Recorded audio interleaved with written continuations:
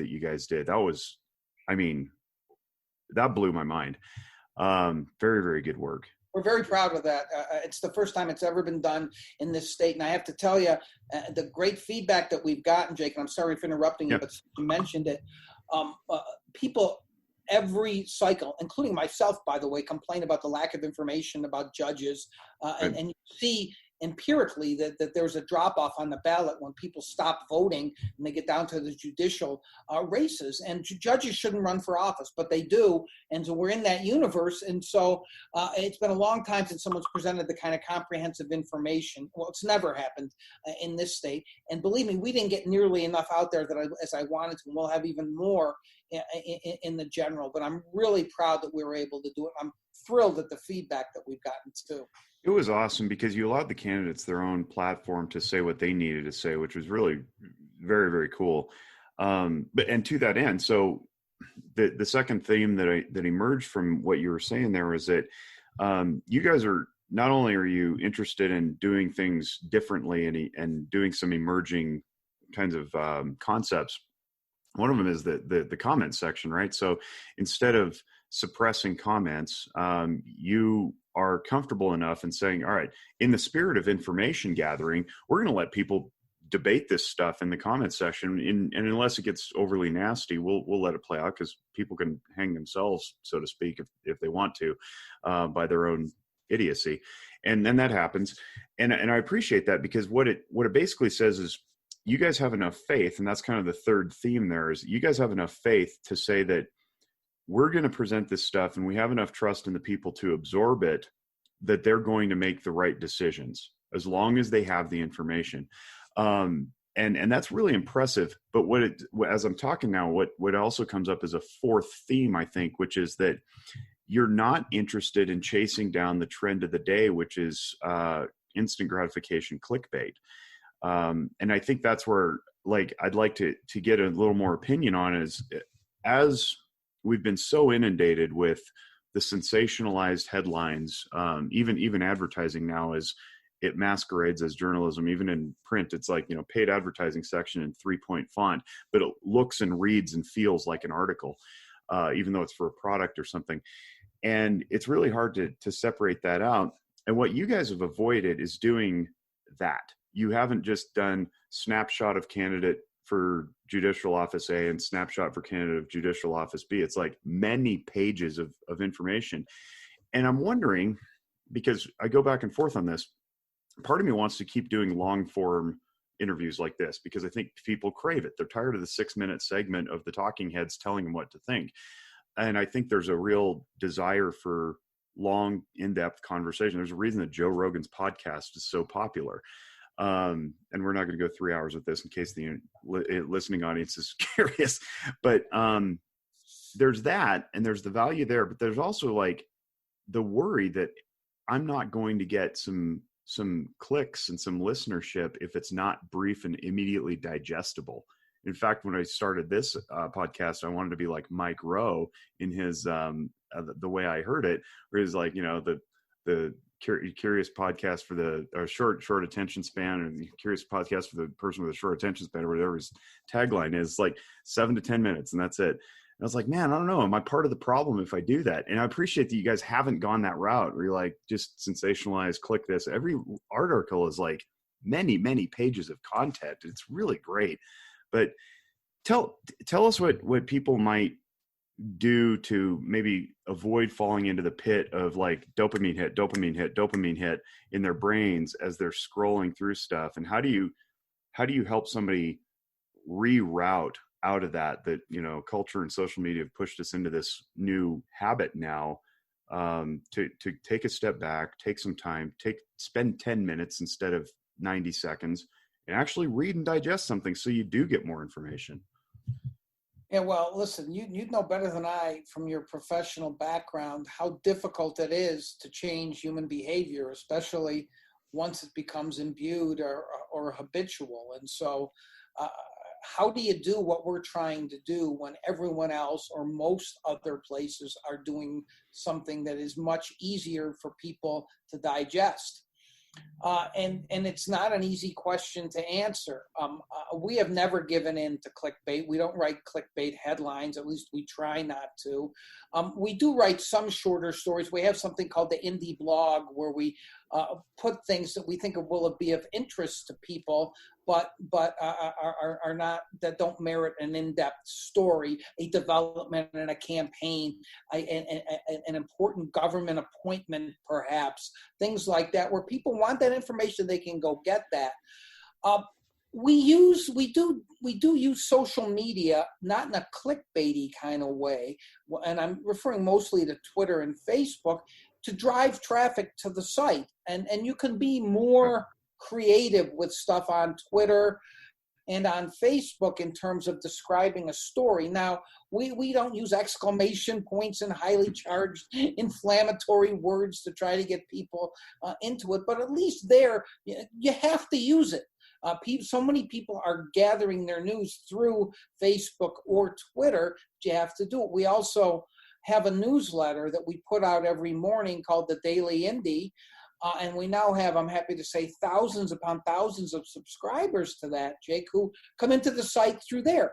And that's not sensationalized either. It's just we have the leads of the story, and we say, click here to if you're interested in this. But as I said, I don't expect to have 10 million readers of the Indie. We are not going to get everybody, but I do want every single person who is really interested in understanding the world better, understanding politics and government and education and energy policy and water policy better. And one of the reasons I think that my reporters love working in this environment is that I say to them, I don't mind if you write a daily news story that has 2,000 words. Most newspapers, news organizations would blanch at such latitude. But my reporters, while they may write long, they're not fluffy. Okay. These are substantive pieces from beginning to end. That doesn't mean that the editor should have been a little bit more vigilant and cut a paragraph here or a word there. But they are, if they're 4,000 words, they're 4,000 words for a reason. And so I couldn't be prouder of the environmental reporting that Daniel Rothberg has done, or the energy reporting that Rob Snyder has done, or the healthcare deep dives that Megan Messerly has done. I put their work up against anyone covering the same kinds of things. And what they like is they're given time to do that, because, Jake, I don't insist on having, we have to have 6 pieces of content every day to make sure we keep people on the site. Some days we'll have 2, occasionally we'll have only 1, often we'll have usually about 3 or 4, but that part doesn't matter to me. It really doesn't, as long as they are taking the time. Do we need this story for tomorrow? They will still, after all this time, ask me. And I say, quoting an old Orson Welles wine commercial, which you're probably too young to have remembered, from Gallo Wine, that said, "No, there will be no wine before it's time." There's no story before it's ready. And they appreciate that, and I don't rush things into print. So I think people see that, and I think probably you're a good example, actually. You yearn for that kind of thing. The reason that you read the Indie is because you want to understand issues that aren't in your wheelhouse better. And so You'll take the time to read a longer story because you think it helps you understand something that you need to understand as a human being, a citizen, a resident of Nevada, whatever the case may be. Yeah, very much so. And I really appreciate that. Let's go back a little bit, because you listed off several topics, or environment, energy, politics, governance. You guys don't delve into arts and entertainment and sports, other than maybe to say there's this, you don't even do events, really. You don't do event coverage too much, unless it's directly affected by public funding or, something like that. So help me understand, and help the listenership understand, why not? And then is that going to be part of it in the future? Or are you guys just going to stick with that stuff? And then how do you decide, really, I guess, is the better question. Great questions. Well, the easiest way to explain it is that we have a limited budget. And I don't mind telling people what my budget is. My budget before the cuts was about 1.6 million a year. And that's all personnel costs. It's now half of that because of the pandemic and our funding getting badly hurt. But it's all personnel costs. We have almost no overhead. We don't have a physical office. And I pay my reporters well. And because they deserve it, and because I want them to stay, and they have good benefits. And so if I'm going to invest in more reporters, I want them to be covering what our core mission calls for them to be covering, which is the kind of policies you just listed off, and others. Would I love to have a sports section? Sure. My girlfriend is mad at me that we don't have a sports section. She says you could get more readers that way, and we probably could, but that's not what I'm in this for, to get more readers who will click on the sports section. I mean, the Review Journal in Las Vegas has essentially gotten into bed with the Raiders, and they're essentially part of the Raiders organization to get clicks and to make more money. I don't want to get into that business. I would love to have an art section. I keep threatening my number two and the reporters that because I'm a movie aficionado, I'm going to start writing movie reviews.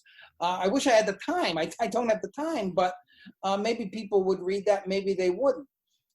So we just don't have the bandwidth to do it now. We don't have the money to do it, especially now. But in the future, what does the indie?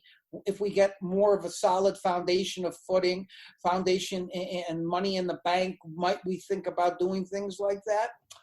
Maybe, but I don't see it in the near future at all. Even if I get some money in the bank, Jake, because I would rather pay my reporters more. I'd rather get an investigative unit together than covering sports or arts and leisure, even if we might broaden our audience. I know what our mission is. I know what our reporters think our mission is. And that, I don't think we're going to expand past that core mission for some time. Doesn't mean forever, but for some time. I appreciate that. And I appreciate the dedication to the mission and not allowing mission creep to take place. Quality over quantity does still matter in some circles. And I know many people who are in those circles. Back to the decision-making part, how does a news organization decide what gets printed, what gets covered, who gets listened to, what goes above the fold, so to speak, and what doesn't? What gets relegated to the blog versus feature article versus, in-depth reporting versus investigative? Because I don't think many people know. I think a lot of it's personal preference. Women fancy the editor, but is there a matrix? Do you guys have a rubric of some sort that determines what you cover and what you don't? Well, I can only speak for the Indian, and of course, every news organization is different, but there are essentially two different kinds of news organizations in general.